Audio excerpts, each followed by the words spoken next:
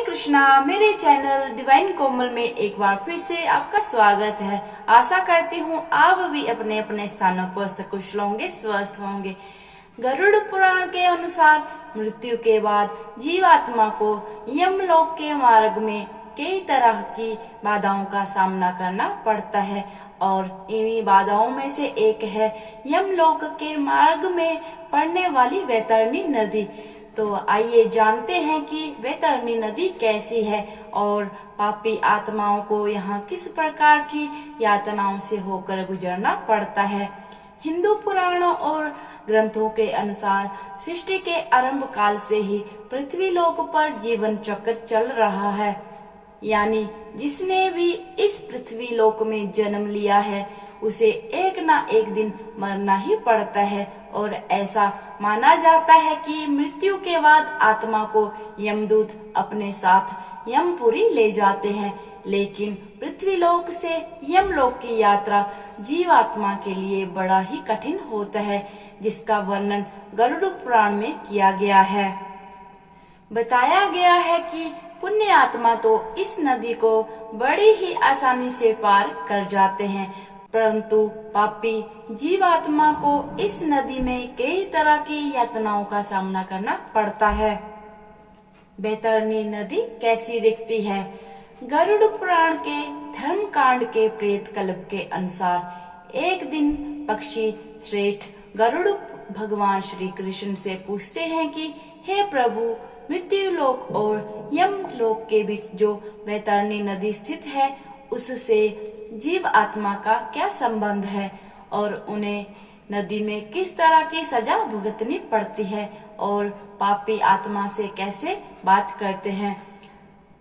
तब भगवान श्री कृष्ण ने कहा कि हे गरुड़, यमलोक के मार्ग में स्थित वैतरणी नदी देखने में बड़ी ही भयानक है और जो भी पापी आत्मा मरने के बाद इस नदी से होकर गुजरती है उसे बड़ा ही भयभीत कराती है। ये महाभयानक नदी पीप और रक्त रूपी जल से परिपूर्ण है। इतना ही नहीं, ये नदी मांस और कीचड़ से भरी हुई है। ये नदी पापियों को देखकर कई तरह के भयानक रूप धारण कर लेती है।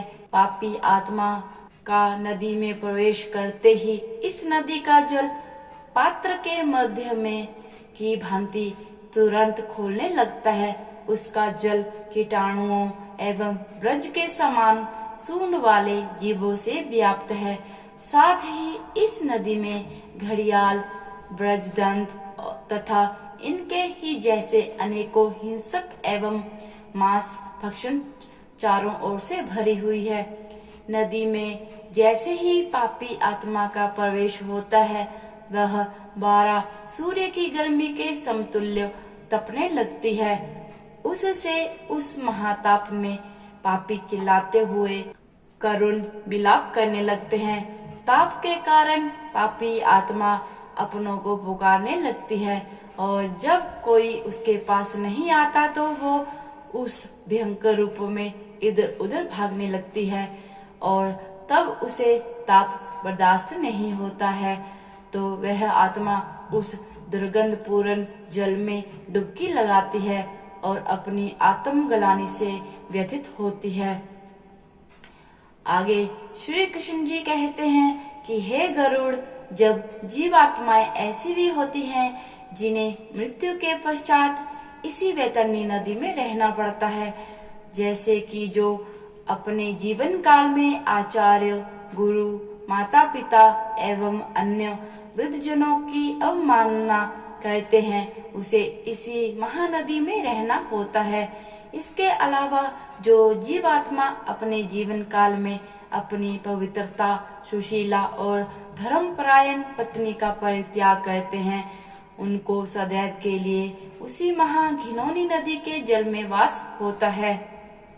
साथ ही जो जीव आत्मा जीवित रहते हुए अपने स्वामी, मित्र, तपस्वी, स्त्री, बालक एवं वृद्ध का वध करते हैं वो इसी महानदी में गिरते हैं।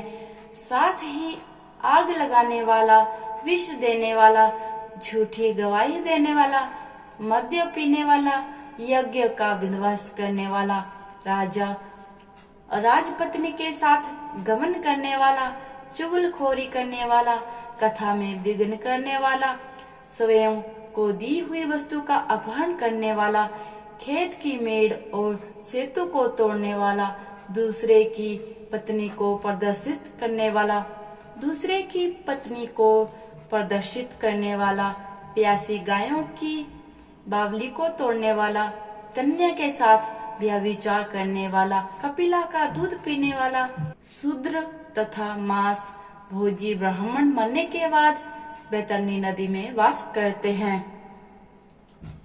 इन सब के अलावा अहंकारी, पापी तथा अपनी झूठी प्रशंसा करने वाला, कृतज्ञ, गर्भपात करने वाला बैतरणी में निवास करता है।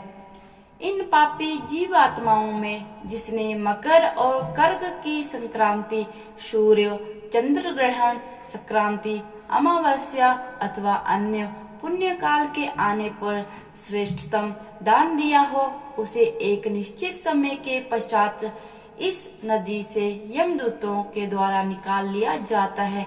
इसीलिए प्राणियों को चाहिए कि वह जीवित रहते दान करें और धर्म का संग्रह करें। इसके अलावा जो जीव आत्मा जीवित रहते हुए गोदान करता है, या हिंदू धर्म में मृत्यु से पहले गोदान कराया जाता है। ऐसा माना जाता है कि गोदान करने से मनुष्य उसी गाय की पूंछ पकड़कर उस नदी को पार करता है और उसे सुकर्म के प्रभाव से ऐहिक और परलौकिक सुख की प्राप्ति होती है। इसीलिए दोस्तों, मनुष्य को चाहिए कि वह अपने जीवन काल में अधिक से अधिक धर्म का संग्रह करे, जिससे उसे मृत्यु के बाद किसी तरह का कष्ट ना झेलना पड़े। आशा करती हूँ कि आपको भी गरुड़ पुराण की ये गूढ़ बातें समझ में आ गई होंगी। इसे अपने तक ही सीमित ना रखें, बल्कि अपने दोस्तों एवं प्रियजनों के साथ भी शेयर करें। तो दोस्तों, आज की ये वीडियो आपको कैसी लगे? पसंद आए तो चैनल को सब्सक्राइब कीजिएगा और साथ में ही बेल आइकन को जरूर प्रेस कीजिएगा, जिससे मेरी आने वाली वीडियो की नोटिफिकेशन आपको मिल सके। हरे कृष्णा।